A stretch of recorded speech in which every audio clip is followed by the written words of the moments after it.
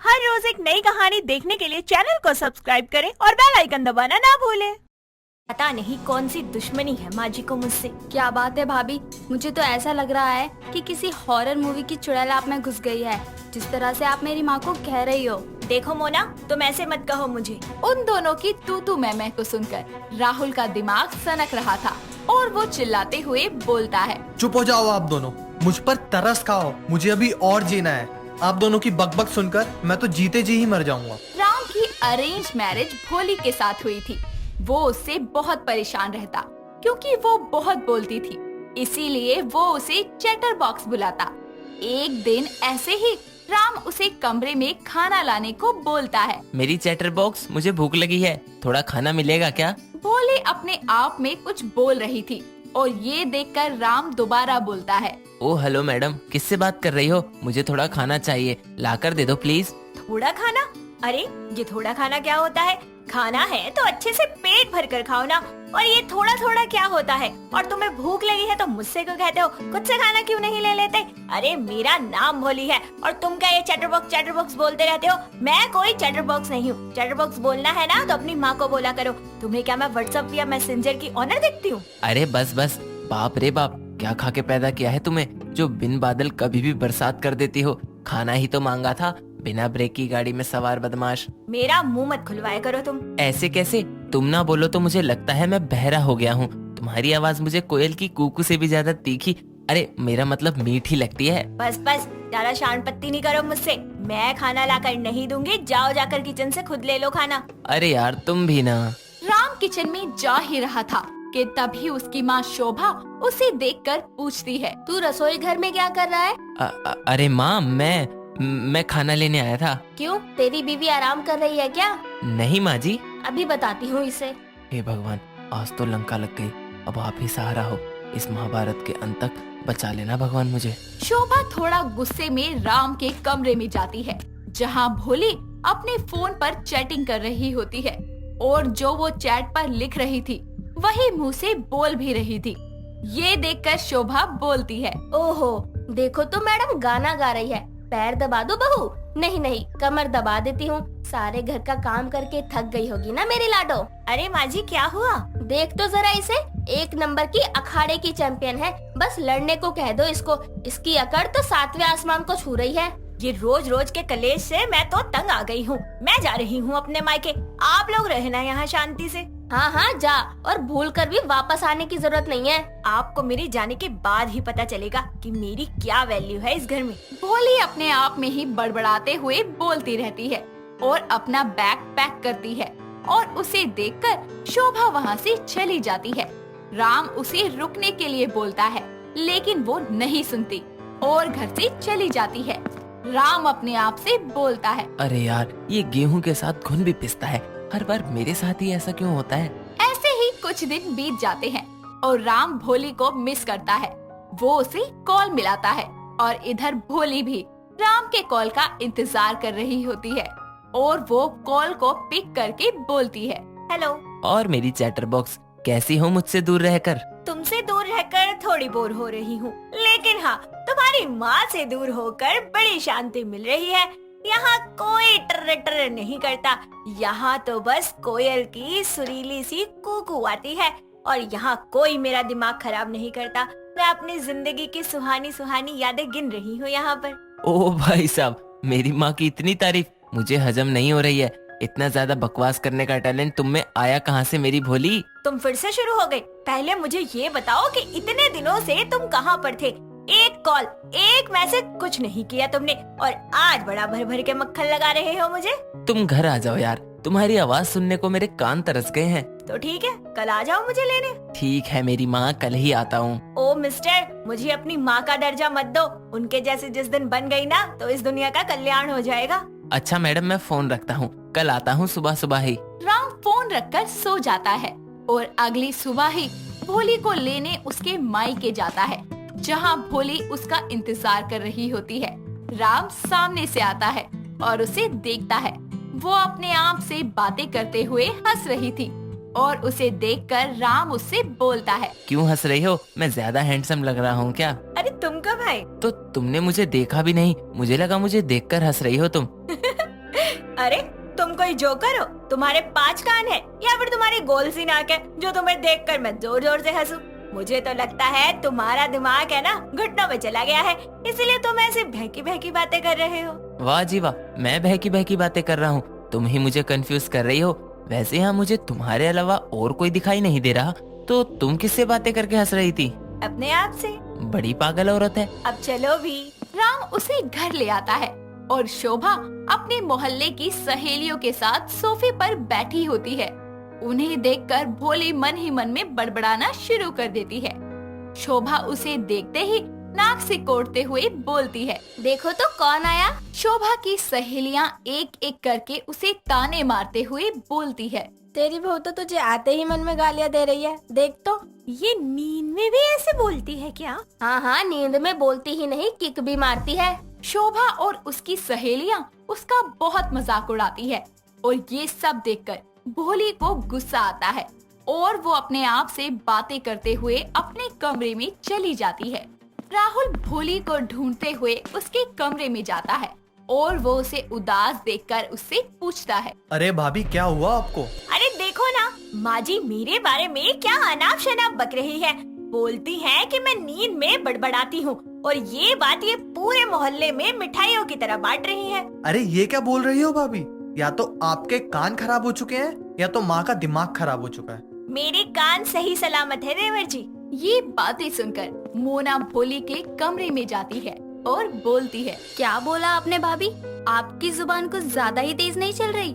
राहुल को उन दोनों की बातें सुनकर गुस्सा आता है और वो उन दोनों पर चिल्लाते हुए बोलता है, क्या टॉर्चर करती हो तुम औरतें, एकदम 3rd डिग्री। मेरा तो दिल ही दहक जाता है। उसके चिल्लाने की आवाज सुनते ही राम वहाँ आता है और गुस्से में बोलता है, तुमने मेरी बीवी को समझ क्या रखा है? जब देखो तब उसे उल्टा सीधा बकते रहते हो। अरे वो कुछ नहीं कहती किसी को, तो इसका क्या मतलब? उसकी बातें सुनकर शोभा और उसकी फ्रेंड भी वहाँ आती है।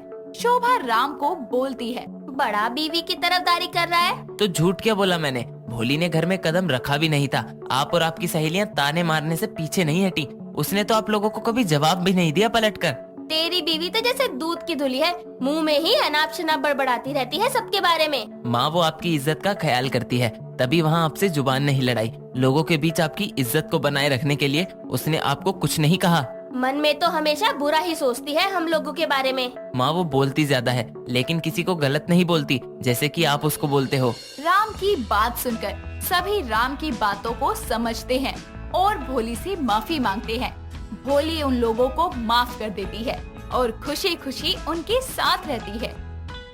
प्रज्ञा एक बहुत ही खुश मिजाज और सुंदर लड़की थी, जिसे मीठा खाने का बहुत शौक था। वो अक्सर ही कभी रसमलाई, कभी रसगुल्ले, कभी गुलाब जामुन, कभी चॉकलेट्स, कभी घेवर आदि बहुत ही ज्यादा मात्रा में खाया करती थी। उसके परिवार में उसकी मम्मी नीतू और पापा बबलू रहा करते थे।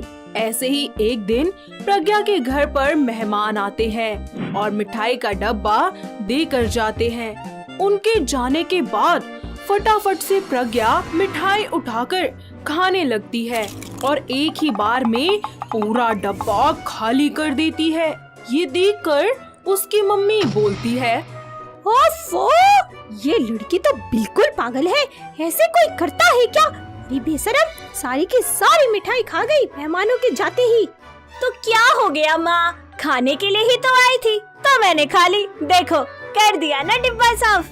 अभी बताओ तुझे, सिंपल के बच्चे ऊँटनी जैसी हो गई है, लेकिन हरकतें बच्चों वाली है तेरी। इतना कहकर प्रज्ञा वहाँ से चली जाती है। ऐसे ही कुछ दिन बीत जाते हैं और एक दिन प्रज्ञा के लिए केशव नाम के एक लड़के का रिश्ता आता है और अगले ही दिन केशव अपनी माँ के साथ प्रज्ञा को देखने उसके घर आता है, जहाँ पहले ही नजर में केशव को प्रज्ञा से प्यार हो जाता है और घर वाले आपस में बातचीत करके उनका रिश्ता पक्का कर देते हैं। कुछ ही हफ्तों बाद उन दोनों की धूमधाम से शादी हो जाती है और प्रज्ञा अपने ससुराल का सारा काम अच्छे से संभालने लगती है। शादी के अगले ही दिन प्रज्ञा अपनी पहली रसोई में सबके लिए गाजर का हलवा बनाती है। जिसे खाकर उसकी सास प्रेमलता और पति दोनों ही उसे बहुत ही खुश हो जाते हैं और कहते हैं, अरे मेरी प्यारी बहू, तूने इतना स्वादिष्ट हलवा बनाया है। आहा, ये ले तेरी पहली रसोई का शगुन। शुक्रिया माँ जी। प्रज्ञा, तुम्हारे हाथ का हलवा बहुत ही अच्छा है। इससे पहले मैंने ऐसा गाजर का हलवा कभी नहीं खाया। वाह। अच्छा जी, तो आप और लीजिए ना फिर। नहीं, लेट हो जाएगा ऑफिस के लिए। तुम लंच में पैक कर दो। अरे बहू खड़ी क्यों है, तू भी खा ले हमारे साथ बैठकर। जी माँ जी। ऐसे ही शाम हो जाती है और प्रज्ञा अपने कमरे में बैठकर एक बड़े से कटोरे में सुबह का गाजर का हलवा भरकर खा रही होती है। तभी उसकी सास वहाँ आती है और उससे बोलती है, अरे बहू, तो इतना सारा गाजर का हलवा क्यों खा रही है? बहुत ज्यादा बन गया था क्या? माँ जी, वो बच गया था ना, तो मैंने सोचा कि खराब क्यों जाए, मैं अपने पेट में डाल लेती हूँ, इसलिए मैं खा रही हूँ। ठीक है बहू, पर तो बहुत ज्यादा खा रही है, कहीं तेरी तबीयत ना खराब हो जाए, थोड़ा ध्यान रखियो। फिकर नॉट माँ जी। इतना सुनकर प्रेमलता चली जाती है और थोड़ी देर बाद केशव ऑफिस से घर आता है और हाथों में रसमलाई का डब्बा लिए अपनी पत्नी के पास जाता है और बोलता है, प्रज्ञा, देखो मैं तुम्हारे लिए क्या लेकर आया। वाओ, आप मेरे लिए रसमलाई लाए हैं। थैंक यू सो मच, मुझे बहुत पसंद है रसमलाई। तुम्हें इतनी पसंद है क्या ये? केशव जी, मुझे बहुत पसंद है ये। एक बात बोलूं, आप है ना रोज मेरे लिए ऐसे ही मीठा मीठा खाने के लिए लाया करो, मुझे बहुत खुशी होती है। ऐसे ही वक्त बीतता जाता है और प्रज्ञा रोज मीठे में कुछ ना कुछ बनाती रहती और अपने पति से मंगवा कर भी खाती रहती थी। ऐसे ही रात के वक्त घर में जब सब सो रहे होते हैं कि आधी रात में प्रज्ञा को मीठा खाने की क्रेविंग हो रही होती है। वो रसोई में छुपकर जाती है और कुछ मीठा खाने के लिए फ्रिज में देखने लगती है, मगर उसे कुछ भी नहीं मिलता। इसलिए वो वहाँ छुपकर जमीन पर बैठ जाती है और चीनी का पूरा डब्बा लेकर उसमें से चीनी खाने लगती है कि तभी उसकी सास वहाँ पानी लेने के लिए आती है और अपनी बहू को चोर समझकर डंडे से मारने लगती है। अरे नास पीटे, करम जले, तेरी हिम्मत कैसे हुई मेरे घर में ऐसे चोरों की तरह घुसने की? नहीं, मत मारो, मुझे लग रही है बहुत जोर से। लग रही है? अच्छा, तो तू चोरनी है, ये ले पिट फिर। माँ जी रुकिए ना, मैं आपकी बहू हूँ प्रज्ञा, एक बार देख तो लो। बहू तू? इतनी रात को, वो भी यहाँ छुपकर ऐसा क्या कर रही थी? और ये चीनी का डब्बा तेरे हाथ में क्या कर रहा है? यही खा रही थी ना तू अभी, बता। वो माँ जी, वो मेरा करेले खा के मुंह कड़वा हो गया था, इसीलिए थोड़ी चीनी खाने आई थी।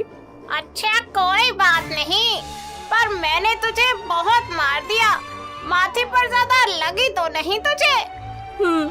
इतना कहकर प्रेमलता अपनी बहू को मरहम पट्टी कर देती है और जाकर दोनों अपने अपने कमरे में सो जाती हैं। ऐसे ही समय बीतता जाता है। प्रज्ञा को अब कमजोरी होनी शुरू हो जाती है और वो घर के काम भी धीरे धीरे करने लगती है, लेकिन अभी भी वो मीठा खाना बिल्कुल नहीं छोड़ती और घर में कभी हलवा, कभी खीर तो कभी शरबत बनाया करती और जरूरत से ज्यादा खाने पीने में लगी रहती, जिसकी वजह से वो काफी मोटी भी होती जा रही थी। ऐसे ही एक दिन सीढ़ियों से उतरते वक्त वो गिर जाती है। गिरने की आवाज सुनकर उसकी सास उसके पास आती है और उसे ऐसी हालत में देखकर तुरंत उसे हॉस्पिटल ले जाती है, जहां डॉक्टर उसके सारे टेस्ट करते हैं और इतने में वो अपने बेटे को भी फोन करके वहां बुला लेती है। तभी केशव डॉक्टर से बोलता है, डॉक्टर, मेरी वाइफ को क्या हुआ है? क्या पता चला उसकी रिपोर्ट्स में? मिस्टर केशव, आपकी वाइफ की बॉडी में कोलेस्ट्रॉल लेवल बढ़ने की वजह से उन्हें हार्ट प्रॉब्लम हो गई है। साथ ही बहुत ज़्यादा मीठे का सेवन करने की वजह से उन्हें डायबिटीज़ भी है। तो डॉक्टर, मेरी वाइफ की हालत ज़्यादा क्रिटिकल तो नहीं है हार्ट प्रॉब्लम की वजह से? देखिए, मैं आपको यही सजेस्ट करूंगा कि आप अपनी वाइफ का मीठा बिल्कुल बंद कर दीजिए, वरना उनकी जान भी जा सकती है। केशव और उसकी माँ प्रज्ञा से मिलने वार्ड में जाते हैं और बोलते हैं, प्रज्ञा, ये तुमने अपनी क्या हालत बना ली है। पता नहीं क्यों मैंने तुम्हें रोज मीठा ला कर दिया। आज तुम्हारी ये हालत मेरी वजह से ही है। नहीं केशव जी, इसमें आपकी कोई गलती नहीं है। मुझे ही मीठा खाने की लत थी, जिसके चलते मैं आपसे डेली कुछ ना कुछ मंगवाती रहती थी और आज मैंने अपना ये हाल कर लिया। बहू, तू अब परेशान मत हो, बस आराम कर, क्योंकि हम तुझे ज्यादा दिन यहाँ रहने नहीं देंगे। और हाँ, अब से मीठा खाना हमेशा हमेशा के लिए बंद तुम्हारा। नहीं नहीं, प्लीज ऐसा मत कहिए। आप जानते हैं ना कि मुझे मीठा खाना कितना पसंद है। देखो प्रज्ञा, तुम्हारी जान से ज्यादा बढ़कर है क्या मीठा तुम्हारे लिए, या फिर अपनी परिवार से बढ़कर है? जी, मेरे लिए सबसे पहले आप और हमारा परिवार है। इस तरह वक्त बीतता जाता है और अब प्रज्ञा मीठा खाने की बजाय फीका और सादा खाना खाती है। धीरे धीरे वो पूरे तरीके से बिल्कुल ठीक हो जाती है। डायबिटीज होने की वजह से अपना मीठा खाना उसे हमेशा के लिए छोड़ना पड़ता है, जिसके बाद सभी लोग मिलकर एक दूसरे के साथ खुशी खुशी रहने लगते हैं। दोस्तों, अगर आपको ये कहानी पसंद आई तो इसे लाइक करें, शेयर करें और कमेंट करके बताएं कि कहानी में आपको सबसे अच्छा क्या लगा।